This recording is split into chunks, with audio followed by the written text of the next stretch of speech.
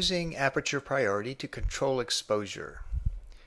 Lots of photographers are buying digital SLR cameras, and one of the things that we all want to do is take better pictures. That's why we bought the digital SLR in the first place.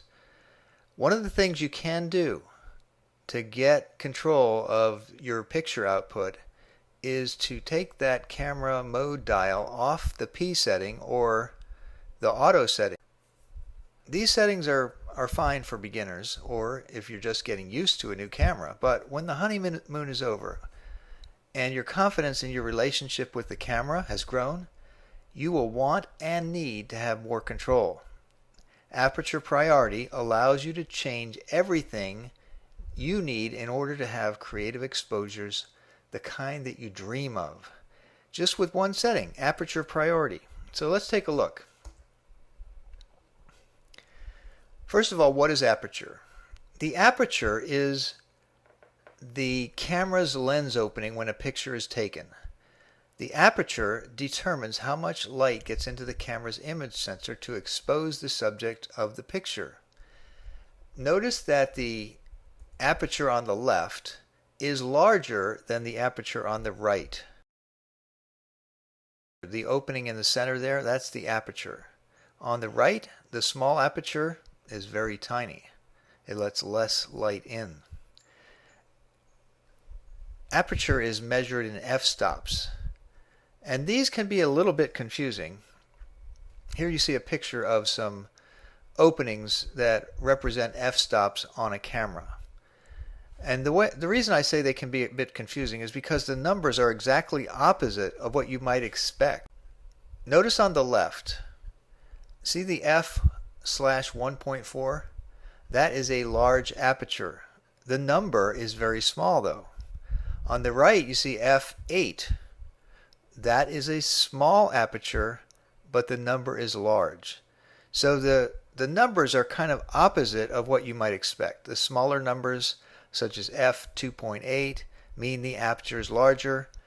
The larger numbers, like f22, mean that the aperture is smaller. So here's what you do. On your camera, there's a mode dial at the top, and you rotate that so that you can see the AV, or your camera may have an A.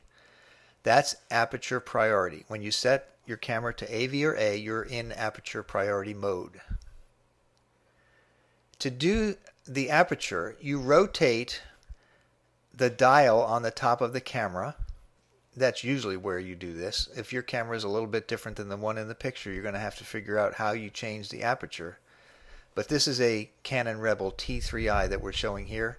So you rotate that dial to change the aperture. The aperture will then appear in or on the LCD screen. And again, this is a Rebel T3i, and in this situation the aperture is set to f9. So you control only the f-stop of the lens.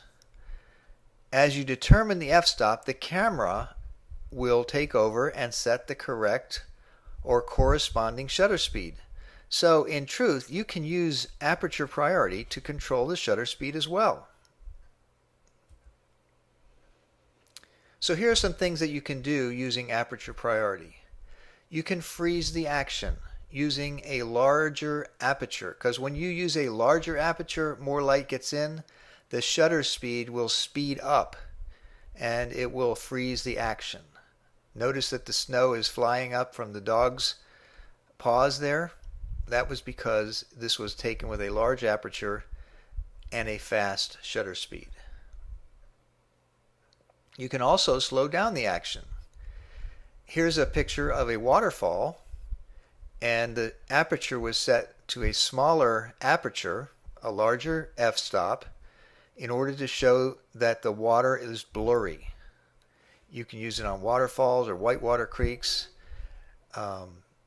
And so using a small aperture, you let the camera take care of slowing down the shutter speed.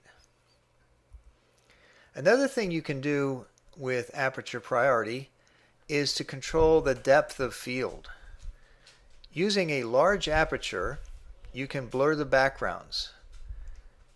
Notice in this picture, the grape hyacinths in the front of the picture are in focus, and behind them you see some more grape hyacinths that are out of focus. This is a very shallow depth of field, and it was done using a large aperture, such as f2.8.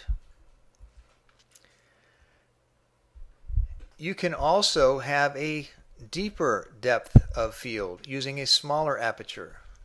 Here's a picture of a beach scene, and in this picture the aperture was set to a higher number, meaning a smaller aperture, and it gives you more depth of field. Another time you want to increase the aperture for depth of field is when you take a macro or a close-up picture of things like flowers, when you want the whole flower to be in focus. So here's an example of that. This is a hibiscus. It was taken with a large or a higher number f-stop, like f13, so that the flower would be all in focus. And still you have the background blurred because when you're shooting macro, that depth of field is very shallow normally. So you need to bump up your aperture in terms of making it smaller so that you can get more of the picture in focus. This method of keeping your camera on aperture priority will give you lots of control while allowing you to get the creative photos that you desired. You get consistently great results with the least amount of effort and knowledge. Aperture priority. Do yourself a favor and try it.